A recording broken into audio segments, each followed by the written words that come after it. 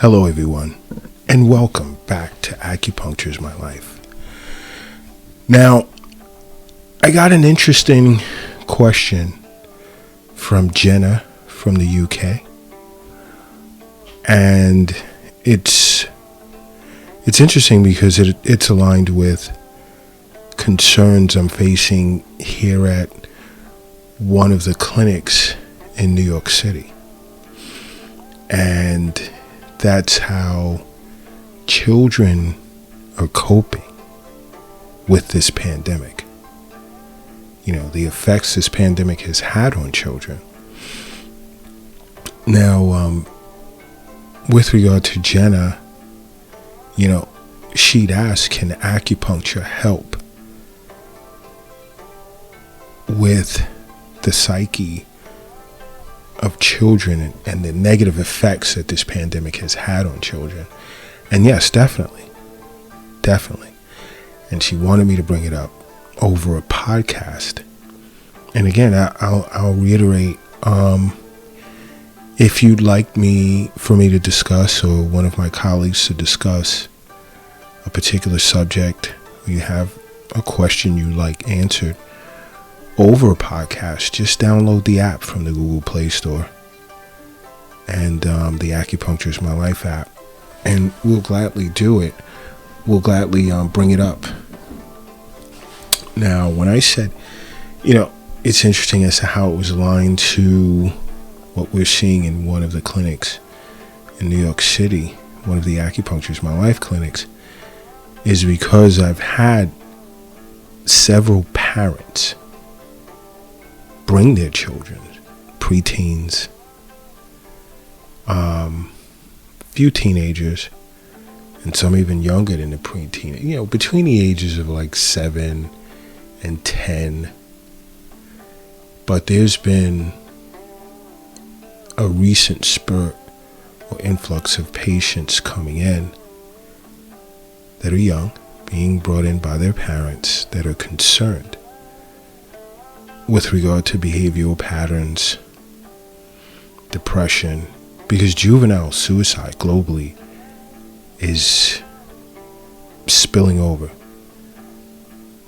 It really is. And it's a concern where you have parents that are now looking to really be proactive in helping their children cope via a myriad of ways, because some of these young patients of mine are also seeing therapists as well, and some of the therapists had referred their clients to me, or the ones that weren't directly sent to me. The child's therapist recommended that the child seek acupuncture care as well. And they're finding the combination to be working well. So if you find yourself struggling with this problem pertaining to your children, seek out an acupuncturist. Now, I know some are going to be a bit skeptical, and, you know, which is understandable, you know, and you want to ask questions first. Feel free to contact Acupuncture is My Life. We're here to answer your questions. And if you have the app, you know, we can engage in a telehealth conference to discuss an approach to dealing with this problem. Because juvenile suicide, again, it's a huge concern. And we have to remember our children are our future. You know, just like we as adults were once children, and we're the representative faction of this planet now, depending on your age. You have to think of your children in that light as well. How can we help them? Because the fallout as a result of not being there for them can be astronomical. And this is why, Jenna asked a great question. And she said she has friends in the UK that are experiencing this problem as well. These lockdowns, these restrictions. Lockdowns aren't everywhere to date, but there are still restrictions that are there. Where in some cases it's easier as an adult for us to cope. Whereas with a child it isn't. I mean, you have children that haven't even been on this planet for 10 years. As opposed to an adult who's been on this planet for several decades and have adjusted.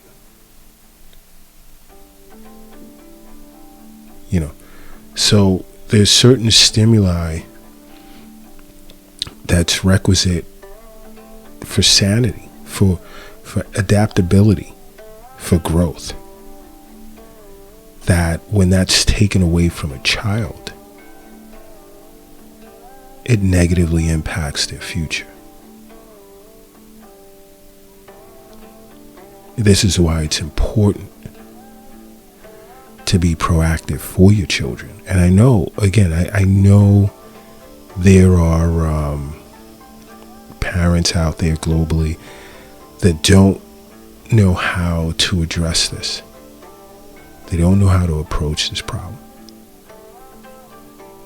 And I hear far and wide that, I just keep my child in a house. I pull my child out of school. They stay home all day. They're playing video games. They're tearing the house apart. They're limited with social contact. Their friends can no longer come over, or they can no longer go to their friends' homes. When and if they do, plethora of restrictions attached. How are these subtle precautions affecting how your child's subconscious is being programmed?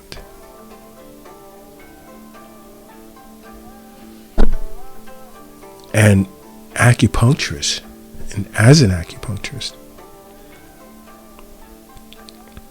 it's our responsibility to really gauge the mental/spiritual deficiencies. And spiritual deficiencies, mental deficiencies, can have an impact on the internal organs. And I've spoken about this in a past episode. I've spoken about this on the Acupuncture is My Life YouTube channel. So the information is out there. And when these deficiencies present, a lot of times it can present itself months and years later, where parents have no clue what the heck is going on and why all of a sudden their child, possibly even in their teenage years, are behaving a certain way. Their behavioral patterns have gone left or gone right, and it's like, whoa. This is why, even if you don't see an obvious change in behavioral pattern or patterns relative to your child, just take a second and sit back and just give it some thought as to, if I was a kid, how would I feel during these times? And you know what? There can be something going on with my child mentally that even if I don't care to pursue seeing a psychologist or psychiatrist or a psychotherapist, as a parent, say to yourself, I'm going to be proactive and take my child to see an acupuncturist.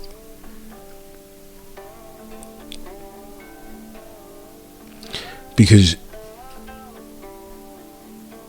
I've even had teenagers come in shocked, totally shocked. I've even seen teenagers come in where they were proactive and asked their parent, can I go see an acupuncturist? And when one dad told me that, I had to applaud the child. It was very interesting. But as parents, we have to think for our children. They didn't ask to be here. We put them here. So, you have to think, what made you happy growing up? What did you enjoy doing? Is your child undergoing similar forms of enjoyment or even more?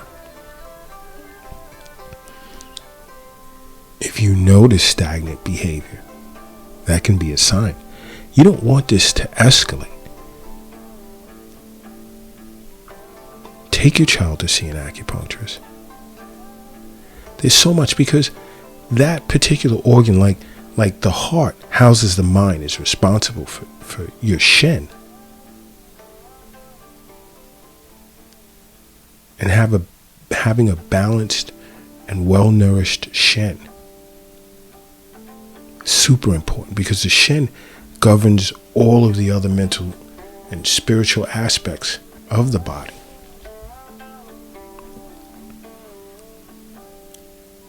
So how does acupuncture, when we diagnose a patient and see a deficiency, let's say, of the liver,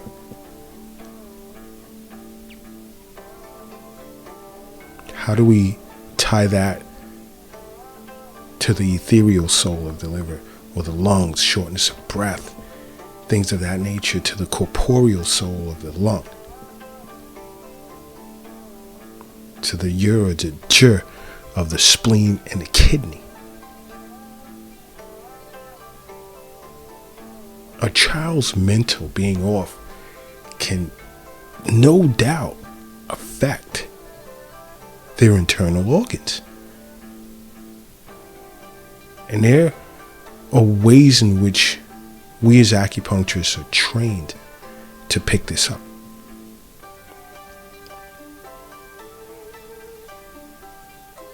To support and nurture the shin, nourish the shin. Because, again, thanks, Jenna. This was a great topic to discuss. And I have colleagues in the UK, and I referred Jenna to one of my colleagues.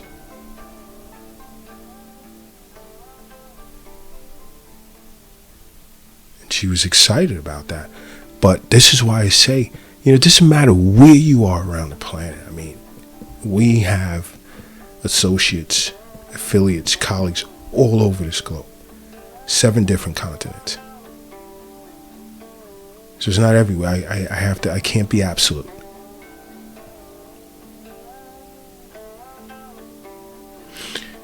So don't be afraid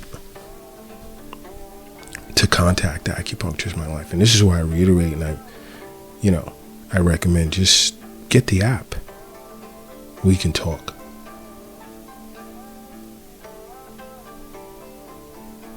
But being proactive for your child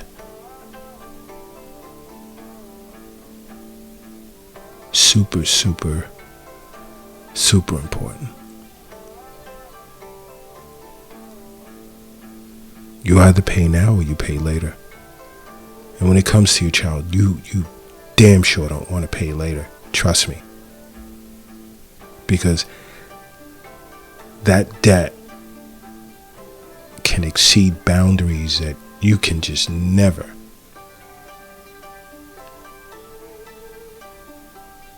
catch up to.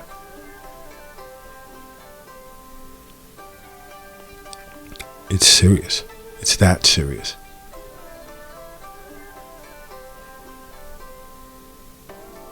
And with acupuncture, you'll notice a change with your child. You will definitely notice it.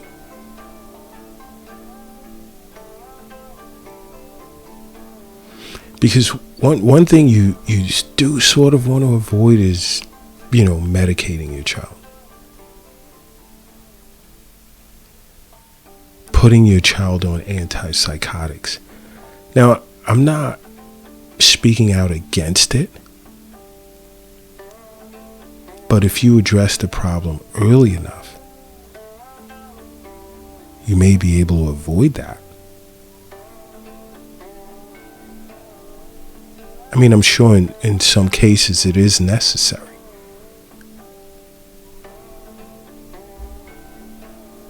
But also in some cases it isn't, especially if you're proactive and, you contact an acupuncturist. You'll see, you'll be amazed. But this is definitely another topic I will be discussing again. Because, once we get past this pandemic and restrictions let up a great deal, that's when you're really going to see the repercussions of restrictions. Why? Because as humans, we're social creatures.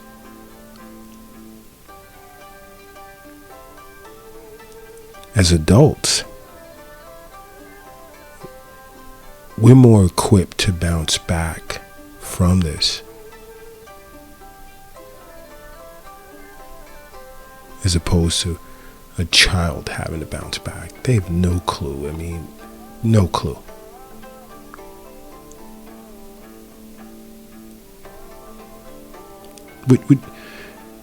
What you should be saying at this point, whether it comes to yourself or your child: acupuncture is my life. At this point in the game, that's what you should be repeating to yourself over and over. Acupuncture is my life.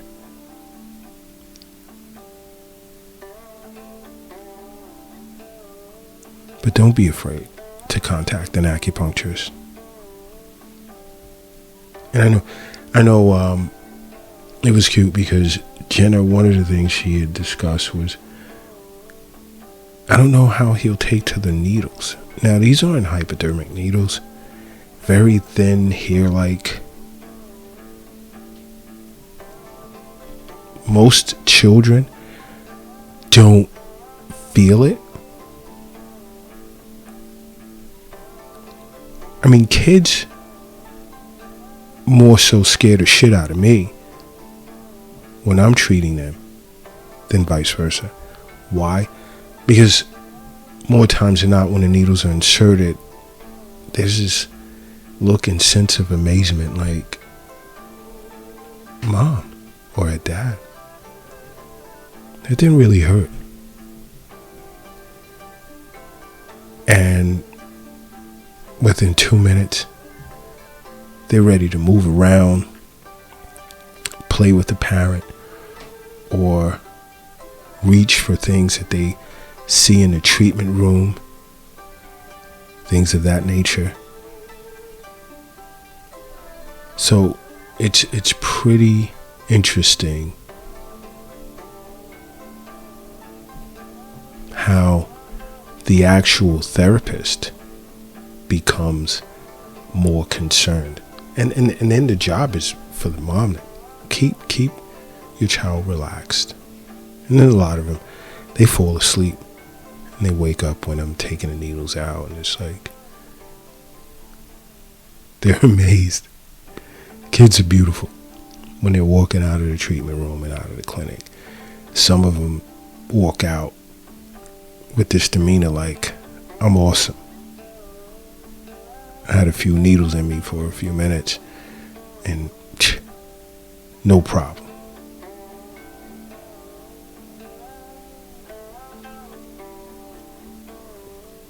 And a lot of parents thanking me.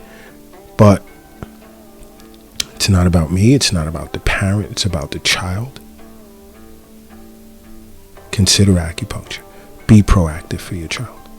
Because there's many ways an acupuncturist